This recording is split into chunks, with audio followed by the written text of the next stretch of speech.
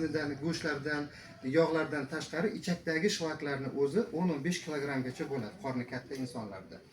Shuning uchun bizlardagi shlaklarni tozalash maqsadida hamda har bitta insonda gijjasiz inson bo'lmaydi. Gijjasiz inson bo'lmaydi. Hammamizda bor bu narsa. Profilaktika qilib turmasak bizlarning immunitetimizni tushirib yuboradi. Shuning uchun sizlarga birinchi bo'lib tavsiya qiladigan mahsulotimiz bu kattaga ham, kichkinaga ham hammamizga zarur bo'lgan mahsulot bu ovochdagi probiotik.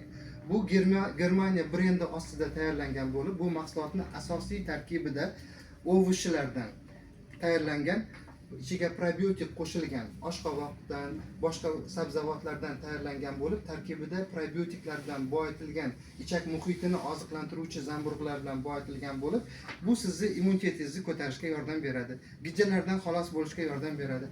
Allergiya bizlarda ichagimizda paydo bo'ladi. Allergiyani oldini olishda yordam beradi.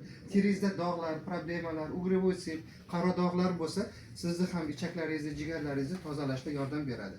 Buni kichkina bolalarga, 3 yoshgacha bo'lgan bolalarga yarim paketdan bir mahal ovqatdan yarim soat oldin 50 gradusgacha bo'lgan suvda eritib sraz beriladi.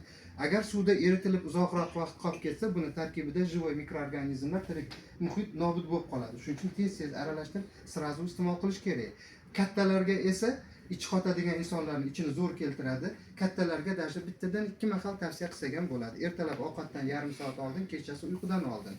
Ichida 20 ta paket bo'ladi. Kichkina bolalarni parazitlarni tozalashda dasha 3 ta bolaga bitta paket ham yetadi, bitta korobkasi ham.